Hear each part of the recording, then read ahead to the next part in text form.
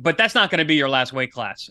How Oh, how how how far do you think you can go up in terms of your frame? Because you got a yeah. great frame, great height for this weight class, but you could definitely could put on some meat too. What do you think? Maybe 75. Oh wow. Wow. Maybe at the end of my career, make a jump to 200, see how it feels, come back down.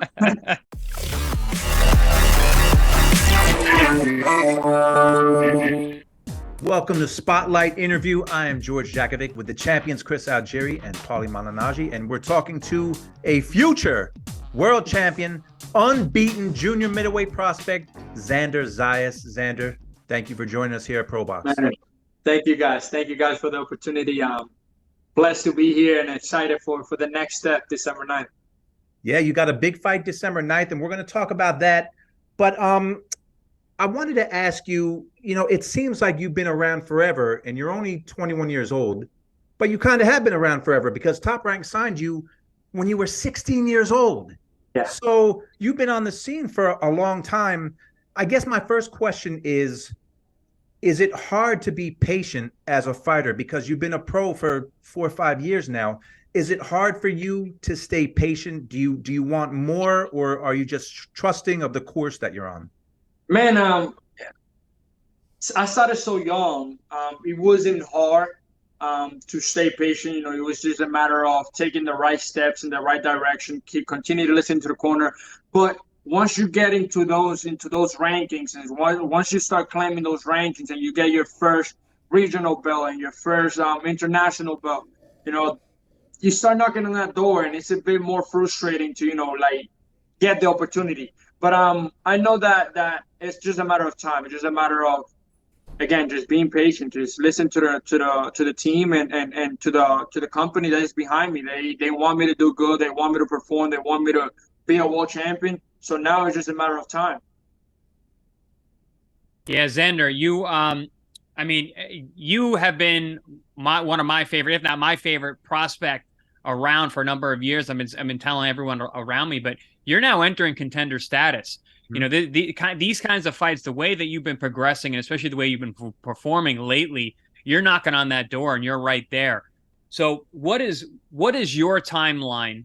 Maybe your timeline might be different than your team, but what is your timeline in terms of looking to break into fighting these top 15, top 10 type guys? Man, I want to start. I feel like this is the right step. December 9th is the right step. A guy that has fought for a title eliminator back in 2019.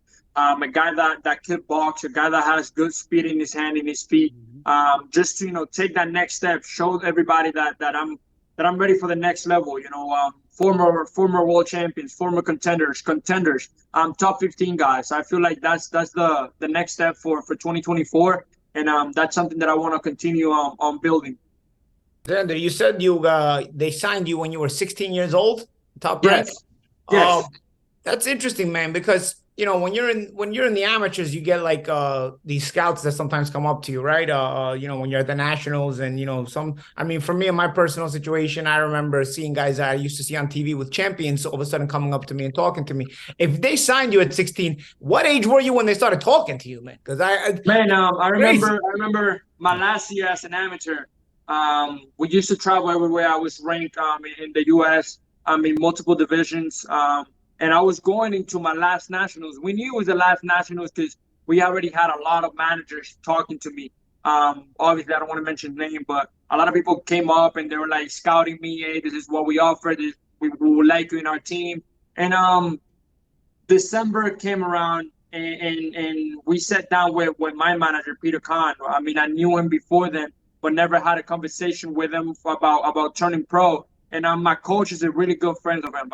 They've been friends for 20 years. They've got a really close relationship. And I trust my coach like I trust my father. He's like a second father to me. I look up to him. And he told me that was the right guy. And we sat down and we had a conversation with the family and the team. And everybody was on the same page. So we decided to go with him. But yeah, at the age of 15, 16 was when 15 turning 16. That's when I signed with my manager. Peter's a local guy, Fort Lauderdale, so it's Yes. easy access as well, man. Yeah, all in the family. So what was was there well, how can I word this question right? Was there any hesitation to turn pro at that age? Because we all have a timeline, right? As far as when we turn pro to when we want to fight for a world championship. Yeah. Was there anything that made you think, maybe if I stay another couple of years in the amateurs, I'll move faster as a pro? Or did you know the speed at which you would be moved as a pro, despite turning pro at 16, would be something that you would be satisfied with? And I don't know if that question makes sense, but yeah, no, it does. It does. Well, the main move to turn pro was knowing that I wasn't going to make the 2020 Olympics. I was cut in age. I was going to be 17, so I wasn't going to be, in that age group. And I didn't want to wait. I didn't want to wait for Paris. I didn't want to wait for 2024. Obviously, after what happened in 2020, I feel like it was the right move.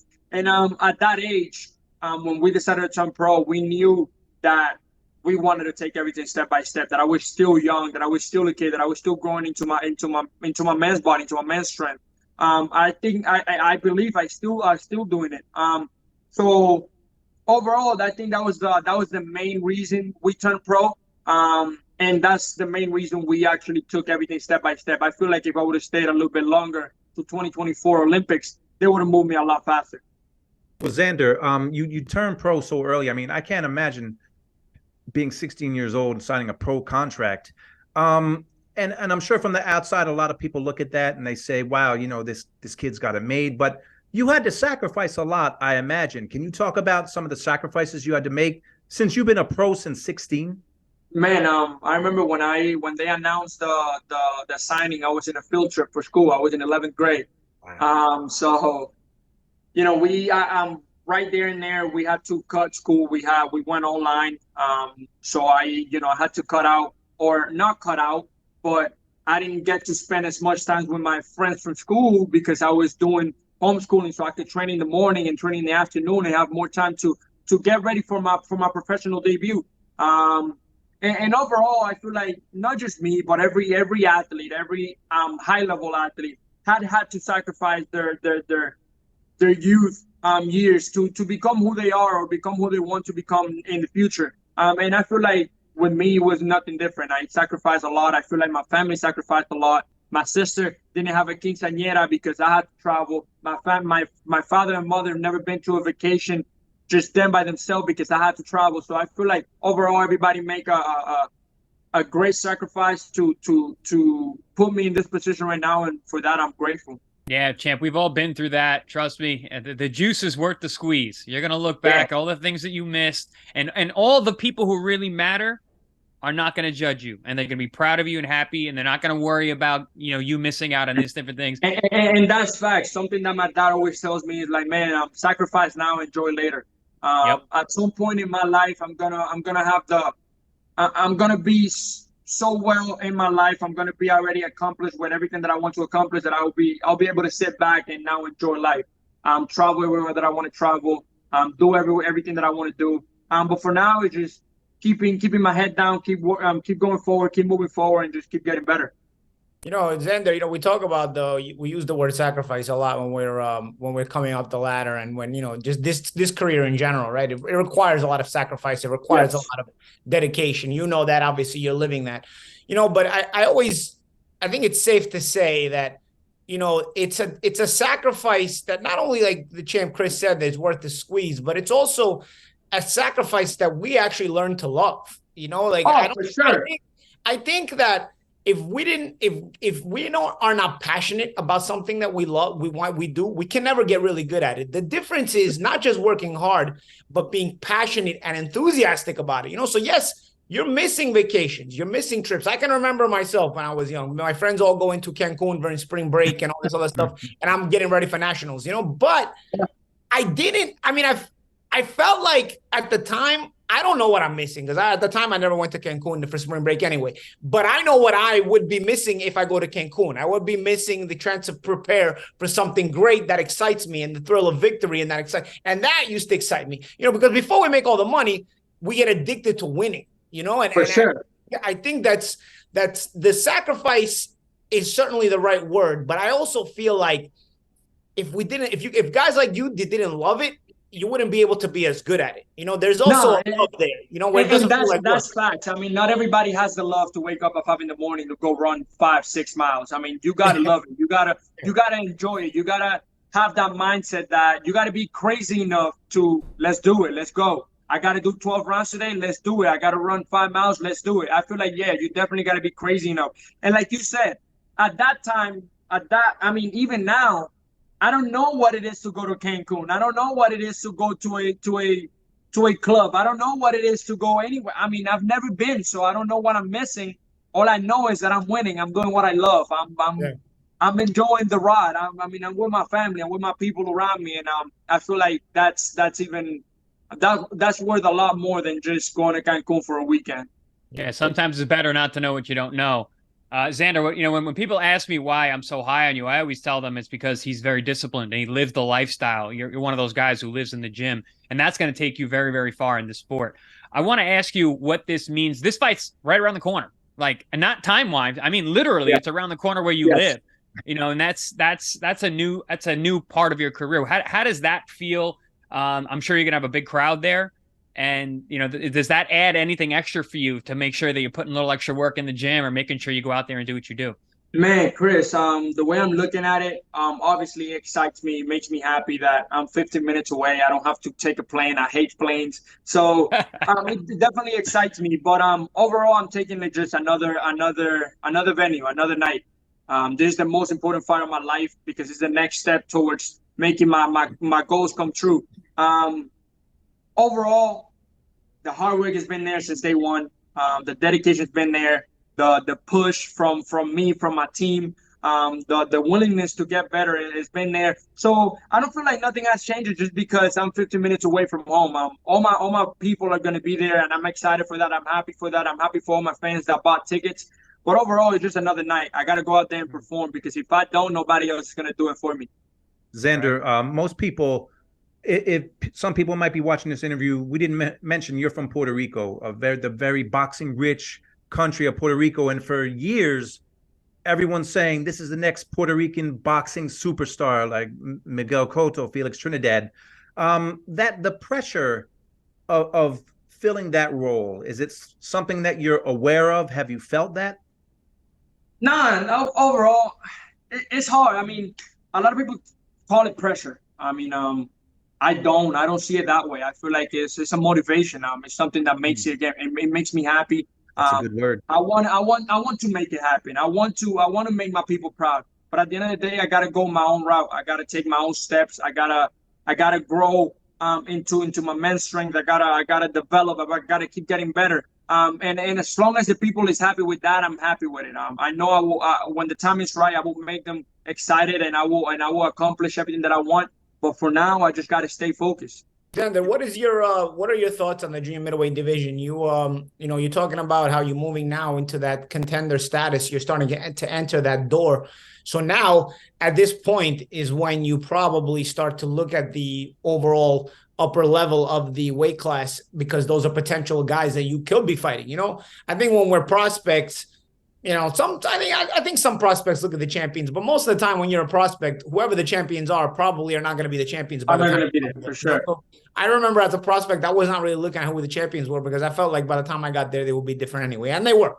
But you're at the point now where you're almost knocking on that door with as that contender status, right? So once you enter into that door, there's one eye on the champions and one eye on the top fighters. And when you look at the overall landscape of the junior middleweight division, what are your thoughts on the weight class? What are your thoughts as to how you match up with guys and all that other stuff?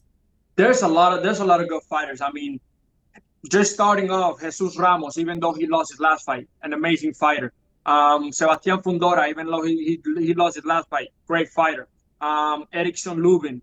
You got the Patrick Textadas of this world. You got the Castaños of this world. I mean, you got a lot. Tim Tszyu that just became a world champion. You got a great fighters. I mean, Josh Kelly that is one ranked above me in the WBO. So I feel like those are fights that make a lot of sense. Danny Garcia just moved up to 54. Virgil Ortiz just moved up to 54. So it's a lot of big names, and I feel a lot of big fights in the near future for me and for the whole division. And I feel like I match up right now at this point in time. I match up really well with a lot of those fighters. So I can just imagine in maybe in a couple more months or a year or so how I will match up even better. And you mentioned you and Josh Kelly. That's actually that's a sleeper good fight, man. Yeah, that's you mentioned that is a great fight. That is a great fight. I feel like again, Josh Kelly, a great fighter. Never met him in person, but I bet he's a real gentleman. But again, it's business. It's at the end of the day, if it's a fight that makes sense for both of us, and we got to make it happen, I guess.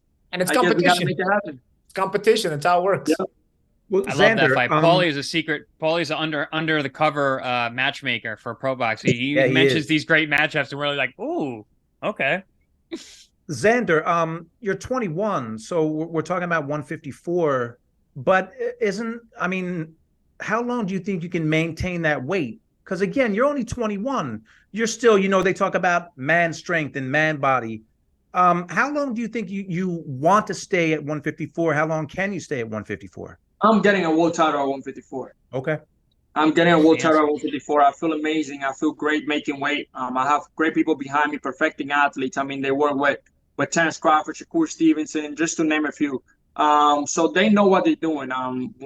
When the time is right for me to move up, they'll let me know. Like when they told me that it was time to move up from 147 to 54, they made that move for me. They made it easy for me. Now I feel comfortable at 54. I make weight easy.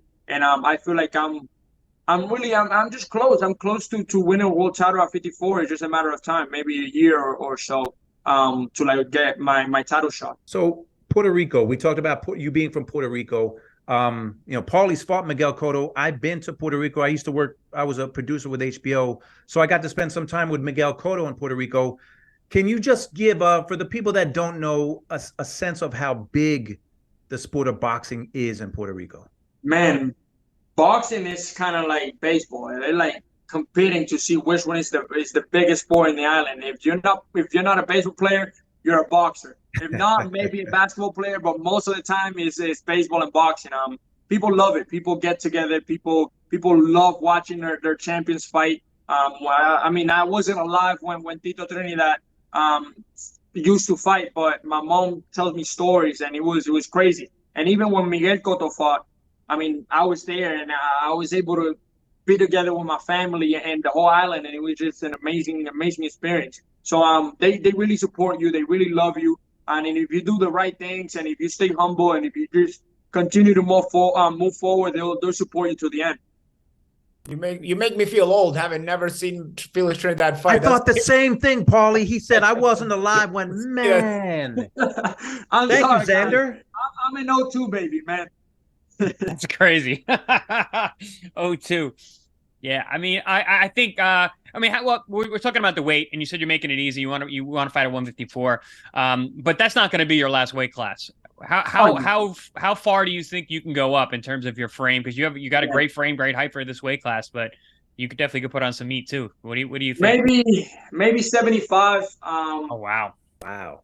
Maybe at the end of my career, make a jump to 200, see how it feels, come back down. No, but I feel like 75 for sure will be like the max that I'll go up, and probably the max that I'll feel good at. Yeah, because I remember you came to spar a couple of years ago over at our gym in Boca. I remember you were warm up in the ring, Shadowbox. I'm like, man, this guy looks like a light heavyweight. There you go. And there we go. That's why I asked. I wanted to see how far you thought you would go. But yeah, I feel 175 is the right cutoff. Obviously, we got to see how my career progresses, but 175 I feel like is going to be the right cutoff. Nice. So Xander, how I'm not picking on your stable mates at all, but obviously Keyshawn Davis and Jared Anderson, they've had their issues recently. You're only 21 years old. So how is it that you stay out of trouble, stay centered? What is it in your life that keeps you like a level? Man, my family, my team. I know that that if I do something wrong or if I think about doing something wrong, they'll be there telling me, yo, don't be stupid. Don't be, So I feel like overall, my dad, my mom, just being behind me all the time and reminding me who I am and why what I do to to inspire other people to not throw that away. That's what keep me focused and overall, I feel like Tishon Davis and Jared Anderson are doing an amazing thing, doing the same thing, just inspiring kids. Obviously, we're humans; we all commit mistakes. But they're doing amazing in their careers too. Now, you have not fought in Puerto Rico yet. Am I right about that? I actually fought my fourth fight. My fourth fight was in Puerto Rico. But you haven't headlined a card in Puerto Rico no, yet, right? not yet, not yet. Now, I know that's something that's got to be really big to you. Next year, hopefully. Crossing our fingers. That's what we're working for. I want to headline in Puerto Rico. I want to bring my people together like Miguel Cotto did, like Tito Trinidad did, and that's the next step. I feel like I would love my first headline to be in Puerto Rico. Xander, do you watch old fights? Obviously, even old Puerto Rican fights. I mean, for you, even Trinidad is old, obviously. But I'm saying like the old fighters, like Trinidad, Wilfredo Gomez, Edwin Rosario. Guys like that, besides what you watch those kind of guys, videos of those kind of guys, are you familiar? Obviously, I know you're familiar with the big names of the Puerto Rican past, but do you like to watch those kind of guys, videos, studies? Are you that kind of student, or are you just that guy who's in the gym? No, I love boxing. I mean, I sit down every weekend. I watch fights with my dad. We break down fights, even old fights that are happening at the moment. I'm a big fan of boxing. Ivan Calderon was an amazing fighter for Puerto Rico. Juanma Lopez was a great fighter. Obviously, Miguel Cotto, big fan of him. Tito Trinidad, Macho Camacho, El Radal. I mean, it's a lot of good fighters for Puerto Rico, and not just Gomez. We can't even name them all. It's so many. I don't just look at Puerto Rican fighters. Overall, I mean, I like to watch Pacquiao. I love to watch a little bit of Canelo, Floyd, Tyson Fury. I mean, I learn from a lot of guys. Those are guys, Terrence Crawford, those are guys that are at the top level, and there's nothing wrong with looking at them and trying to steal some from each one of them. Well, we're about to let you go, but just tell us about this December 9th fight. No, man, no. Let's tell us how big this fight is. I'm liking the conversation. Let's keep it going, man. Don't worry about it. I got time. This is my last interview. We got time. Okay, well tell us about this fight. Who are you fighting? What's on the line? How big is it for you? Man, I'm fighting December 9th against Jorge Fortea, a guy from Spain. Like I said, he got the experience. He's been there. He's fought for title eliminators before. He's only had 3 losses. A guy that uses his feet very well, combinations, counterattacks, great speed with his hands. So overall, we just gotta again just cut the ring off, making sure we drain him down at the beginning of the fight, so then we can drown him at the end. Yeah, the fighters from Spain tend to have good footwork. They're tricky, savvy guys. Yes. So yes. I'm sure you did your homework. You know a lot about them and preparing that way. What kind of sparring have you had leading up to this fight? Your stablemate Henry LeBron just had a big win last week, so I know you guys are training together. So speak to us a little bit about your preparations for this fight and preparing for this particular opponent. Man, for this camp, we brought 2 guys. One of my friends from Orlando, Giovanni Estela. He's 13-0, I believe.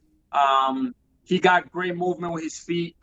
He fights a lot of his back foot and combinations, going backwards and sideways, which I feel like this is what Jorge is gonna do during the fight. And then we brought another guy from Germany. He's actually training down here in Florida. His name is Abbas. A little bit shorter, maybe an inch shorter than me, but he throws that right hand that Jorge Fortea likes to throw. He throws the hook. And the style is a bit different, but he likes to step in the inside and do that shoulder roll like Jorge Fortea also do. Xander, what's it like for you? I imagine that Felix Trinidad and Cotto, they're very supportive of you, I imagine. When you're around those guys, what's it like? Because again, you're only 21 years old. You have a sense of history. You have a sense of Puerto Rican boxing history. So what's it like for you being around fighters like that? Man, it's surreal. I don't even believe it. I don't believe that I'm in the moment when it happens. Even when I meet, I mean, not just Puerto Rican great fighters, or fighters overall. When I first met Chris, when I first met Terrence Crawford, it was like, man, I've seen these guys on TV. I've watched, I've paid for pay-per-views for these guys, and now I'm here. I'm able to talk to them. I'm able to shake their hand. They talk to me just like I'm a regular person, you know, like you see them and you're like, dang, they're so far away. I won't be able to meet them. And then once you meet them, it's like, wow, we're making it happen. Oh, kid, you're making it happen. That's for sure. And it's been fun to watch, and it's gonna keep being fun, I'm sure, because I know you're doing the work. That's like I said. I always said I know you're a disciplined guy. You live the lifestyle, and that's really what matters. Man, thank you guys, thank you. And again, it's just love. I love what I do.